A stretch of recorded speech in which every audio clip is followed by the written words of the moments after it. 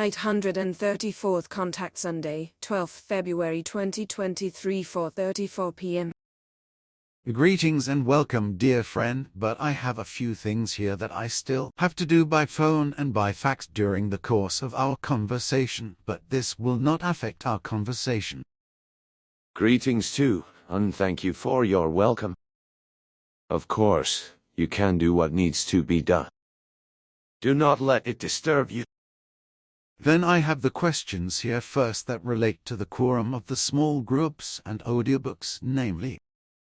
I cannot answer that just like that because I have to present the whole thing to the panel who will then decide what to do.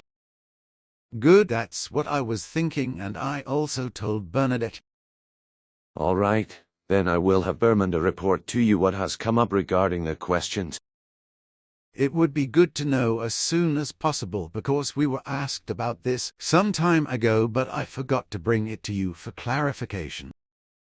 My father Svath wrote in his annals that you were a philanthropist from a very young age, and undeterred by all lies and attacks against you, you will bring and spread the teaching of truth. All his records are so voluminous that it will take a very long time to really go through it all. From the time I was born in 1937 to when Svath went his last way is a number of years, and during those a great deal has just happened. Yes, and my father meticulously recorded everything in writing in his annals. That was just his way, and he was scrupulously accurate, as he also taught that way to me. But it was not easy to learn, and sometimes I really reached the limit mentally and strength-wise and thought that I would not make it, but Svath taught me that it is also possible to persevere when it seems that the last of one's strength has been used up. But he taught me in this respect that the big reserve is always there and can be used if only the will is mustered and the reserve is actually used consciously and willingly. So I learned that even when this reserve is used, it is only partially used, and there is always a small reserve of the reserve that remains unused and therefore left over, which really leaves a small reserve that can be used. This taught me to never throw the pickaxe in the grain, as the earthling says when something seems impossible to him. Svath, however, taught me to still do everything anyway and to look for it to work out, and also when success seemed completely hopeless.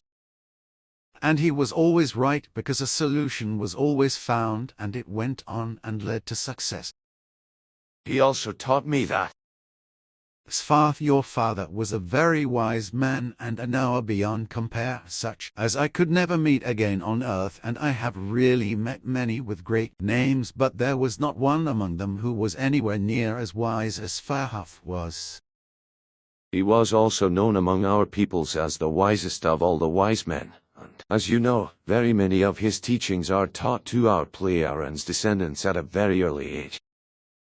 Yes, I know that because your daughter Simiase already told me this, which I then also witnessed when I was allowed to be present at such a teaching once. I did not know that.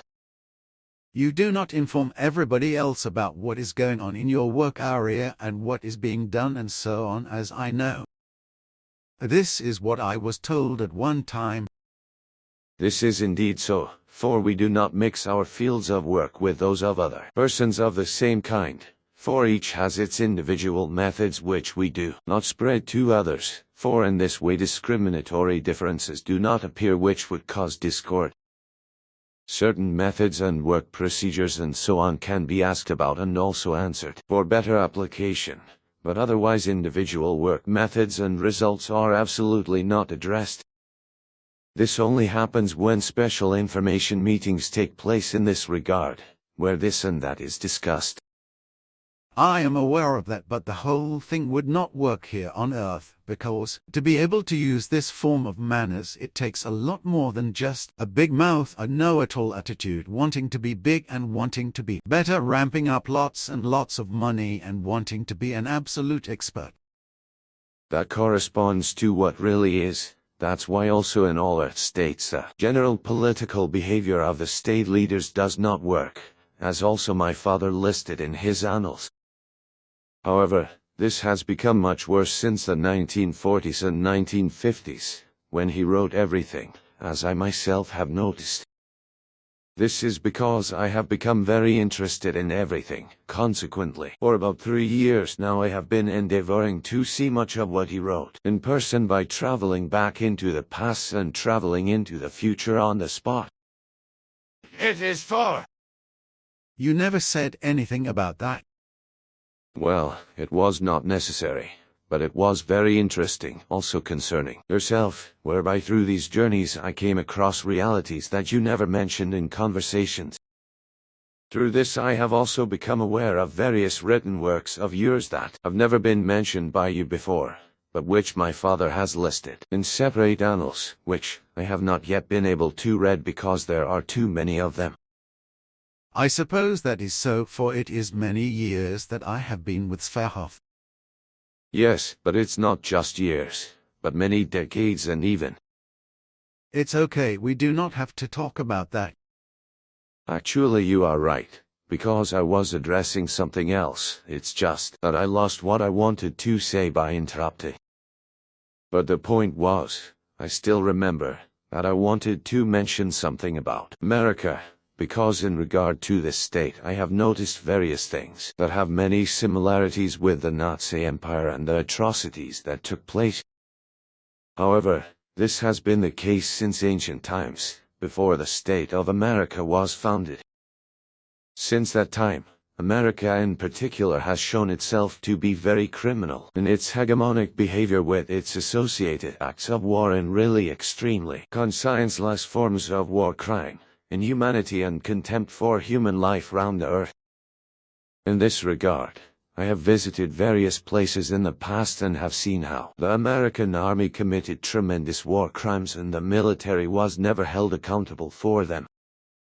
The state of America always and in every case took the liberty of covering the atrocities of its army or simply denying the facts and presenting them as lies. This, as America also took Nazi war criminals to America after the war and used their knowledge to make itself big and important as a state of development, and so on this, such as the SS officer and war criminal Werner von Braun, who had the rockets built in Nazi Germany under his direction, which were used to bomb England with them, which was not as successful as was hoped, but nevertheless caused many thousands of deaths and involved in the war civilians who had nothing to do with the war. Werner von Braun was still proud of this and never showed any remorse or guilt, and as I have discovered, the wicked man maintained his Nazi delusion until the last minute of his life. Furthermore, it is common practice in America that persons who openly name and disclose crimes committed by the American army and so on are persecuted and murdered, and on the other hand such persons are also tortured and subsequently imprisoned for life. The best example in this respect are various secret penal camps and torture prisons around the world, such as Guantanamo, whose existence has become world famous. The atrocities, acts of war and the many interferences of America in the affairs of foreign states are committed all over the world, and since President Truman created NATO, it has also been involved, of course in the background and directed by America. This is also happening now in the Ukraine war, as NATO is now also supplying weapons to Zelensky, who is becoming ever more brazen with his demands for weapons from the Western states, but which the stupid Western leaders and the equally stupid supporters from the nations are obviously unable to realize. But what America's leaders allow themselves to do, including that part of the population all American citizens who are righteous human beings are of course not addressed and not included who are unrighteous, racist and of the same mind as the leaders, is to murder and destroy. They or their ancestors were also responsible for what happened criminally in Hiroshima and Nagasaki in 1945, as well as for the massacre in 1968 in Meier and in many other places in the world, where the Americans in their world domination addiction carried out many kinds of inhumanities and war crimes, assassinations and all kinds of other crimes. I also found out that many of today's Americans are of German descent, namely, of distant descendants of immigrants from Germany, who even then fought, murdered and almost exterminated the indigenous tribes in a bloody and racist manner. And many still have the evil spirit of racist degeneration and religious mania in them today, so that they cannot be called righteous and normal human beings. So is also still today a large part of the German people, which is why they are in favor of the arms deliveries to Ukraine, which are now being delivered by the state leadership, thereby viciously provoking Russia to the point where it may become inevitable that Germany itself will be attacked. The German leadership is an effective form of neo-Nazi sympathizers and neo-Nazis, stupidly and fatuously provoking a war with Russia, in collaboration with the German agreement with America. Yes. But should I really? But it is certainly the case that I do not exactly win friends with it, but so be it that I call it up and write it down. Then I can also say that the majority of human beings in Germany do not even know that since 1945, since the occupation by America, they are not actually Germans but only in name. This is because as a result of the American occupation, the old basic right of German citizenship no longer exists but was simply declared null and void by the Yanks. The so-called Germans do not even know that their passport and identity card are worth nothing because their German citizenship is not confirmed or made valid with them. But this is really so because despite these identity cards, the bulk of Germans are stateless in their own country because there is only for a few higher holders a document that is valid and confirms a German citizenship. This is America's politics as it lives and breathes. That is unfortunately the case, and the fact that the people disadvantaged by this do not know about it, that is what America wants. But I want to say that the Nazi-like leaders of Germany, through their actions, also encouraged the various leaders in Europe and parts of their populations, as well as non-European states, to supply weapons to Zelensky and thus to Ukraine.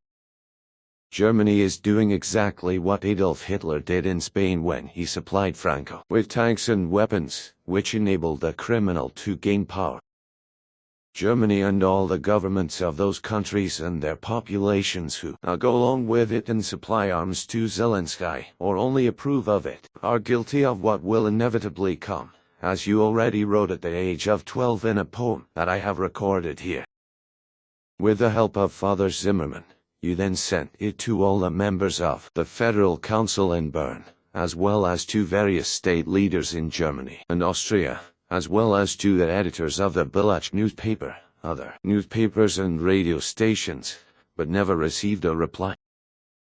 I remember that well because they just got wind of it. How I still do not know today managed to incite the people on Kessenstrasse against me, which is why Rita Paverny, who was about 18 years old, and her smaller Hangerson picked me up and beat me up.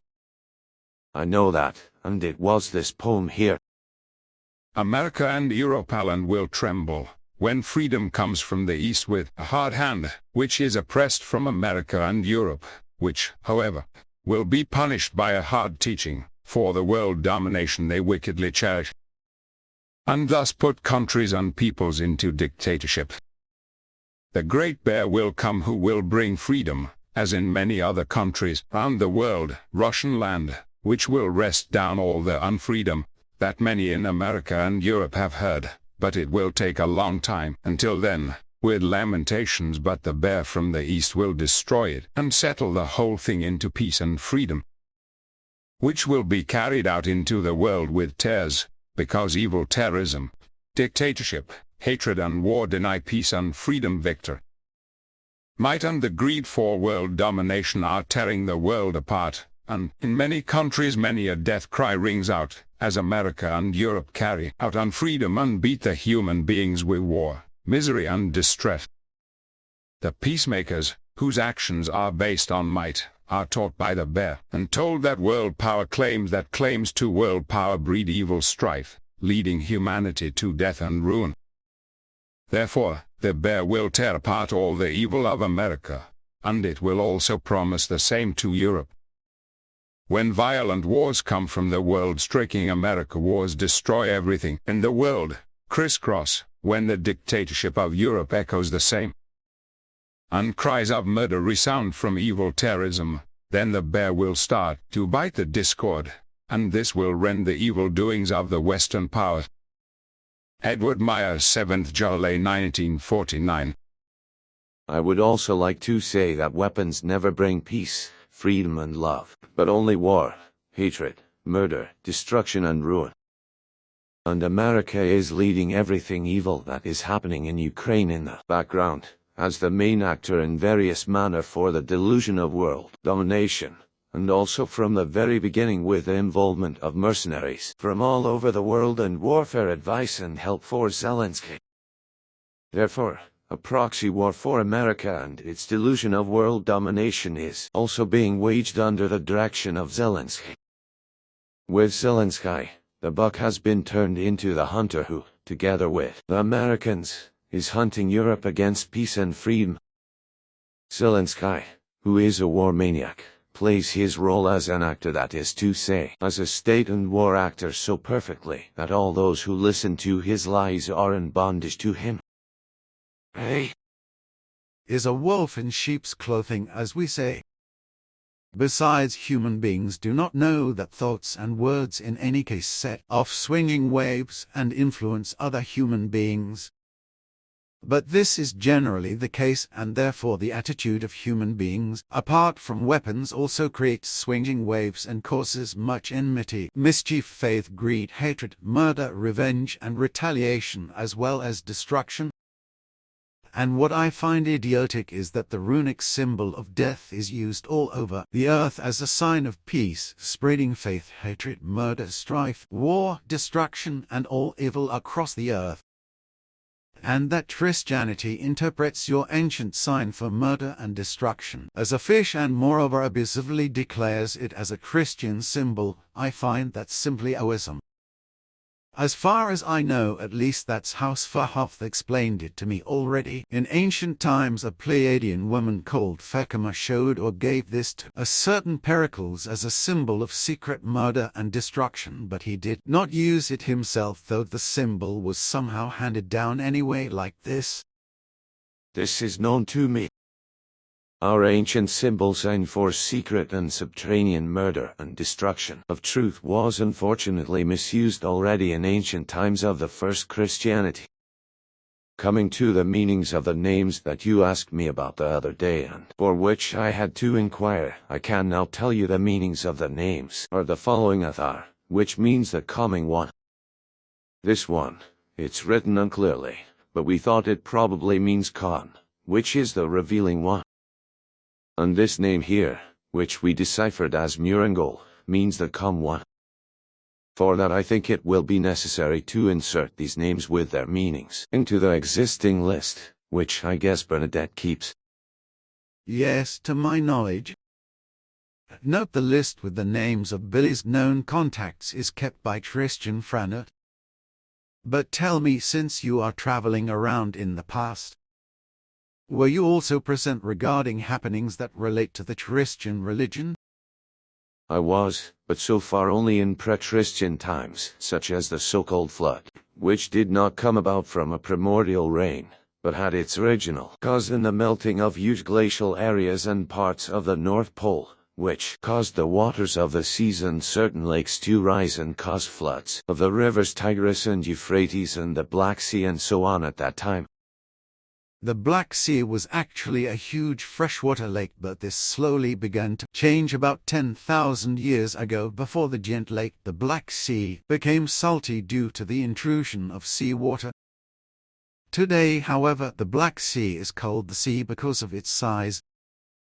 Actually, this sea was already as big 18,000 years ago as it still is today, but it consisted of fresh water, which then swelled as a result of the melting of the glaciers and drove the rivers Tigris and Euphrates and so on to such world waters that everything was flooded and destroyed, from which the story of the flood was then concocted. That is actually what really happened, and in a slightly different way than one has to tell it so that it is also understood. This also regarding the ark and the animals and so on. That is indeed the case, and besides, the event took place much earlier and completely differently than is generally claimed and written about in the Bible, and so on. Already all the cuneiform writings and the like correspond to false representations of the origin and the events. As I have seen for myself, the ark, for example, was a very large and round water vessel, which bore no resemblance whatsoever to known ship forms, as these were formed much later and as these are still in use today. The animals and birds and so on that were housed in the very large and round ark were only those that were needed on their own land to be worked, as well as much fodder and food, as well as enough water for all the livestock and for the human beings had to be stored in the ark.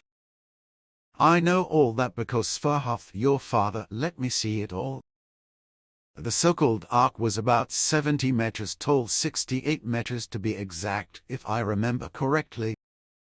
For those days it was truly a huge thing, which moreover not only took several months to build, but was also built by Noah because he was warned that floods were coming, namely by the waters in the Black Sea rising and in the near future overflowing the rivers, and tremendous floods would inundate the whole country very high. Moreover, the man who built the so-called ark with the help of all his family and friends was not called Noah but Nondakan. I am aware of that because I met the man. That's what I thought. Those were different times back then, when it was still easy to get in touch with human beings and talk to them reasonably even as foreigners. Unfortunately, that has changed in the course of time, so that today it is hardly possible in this respect, because even speaking to foreigners is chalked up to you and you are considered nosy and an oddity, if not even called nasty names. On the other hand, however, acting greats, rulers, or other persons who present themselves stupidly in public as celebrities or become known in some other way, as in this respect also those who attach no importance to their being known are idiotically simply idolized, sometimes to the point of harassment and disregard for decency, as well as to the point of self-abandonment with regard to one's own freedom, the emerging willingness for everything, and so on. These human beings regard other persons as idols and consecrate them because they no longer see reality and its truth. Consequently, they regard the idolized ones somehow as supernatural. This is a behavior which is usually anchored in a fanaticism over which the human being afflicted by it is unable to exercise any control and respects the admired persons more than himself. Consequently, he is only able to take a deceptive example from them, but he himself becomes incapable of making himself a truly valuable as well as independent human being out of himself. Unfortunately, there are only too many human beings of this kind. One only has to look at the football fanatics, for example, and all sports fanatics in general, who only align and champion their interest and knowledge and so on for their idolized sports stars, but apart from that neither learn nor develop anything sensible and progressive with regard to self-development and true human beinghood. What they do is to live in the day, to let their life be good, and to destroy the environment, because they simply want to have this and that product, because of which the resources of the planet are exploited, nature, fauna, and flora are more and more destroyed, exterminated, and annihilated. This while the atmosphere is becoming more and more poisoned, and incurable or very difficult to cure diseases are rampant, such as many types of cancer, and so on. In addition, these crazy sports fanatics, as well as the sportsmen themselves, who do not have a decent job but unconscionably enrich themselves through the fanatics' entrance fees, create offspring in mass and drive the already overflowing overpopulation ever higher, which generally makes everything bad even worse. But then there are the environmental freaks who cling to the streets with their hands to mindlessly protest against pollution, and in the process, by creating offspring themselves, do everything they can to ensure that the disaster they denounce becomes even greater and continually worse. However, the mad freaks do not think of this because apparently their bird brain is not sufficient to create reasonable thoughts in logic, reason, and rationality in order to recognize reality and its truth. Their insane, idiotic, and sham thinking roaring with stupidity is unfortunately not sufficient to recognize the facts and everything that brings harm, death, ruin, extinction, and destruction to all life of every kind. Consequently, the end will come as it must because the entire ecosystem of the Earth is on the verge of collapse through the fault of human beings, and to be precise through the massive overpopulation which was already harmfully exceeded when 1 billion human beings populated the Earth, which is normally only able to support and feed and maintain without any problems about 530 million to 1 billion Earthlings. And this also only in such a way that no wars are waged by the human beings. Nature is left to its course, as well as all living beings of all genera and species are left in peace and are not captured or hunted. This applies to all living beings of every genus and species, regardless of whether they creep, swim, fly, crawl, walk, or move in any other way, and move as microsms or simple unicellular organisms, and so on, just as all genera and species of plants are also included in this. And included in this is now also the primeval bacterium riding primeval dwarf, which sits on top of another bacterium and rides along, discovered only about 20 years ago, which is scientifically called Nanochaim equitans. Interesting. But now I have some things to talk to you about that are really just private.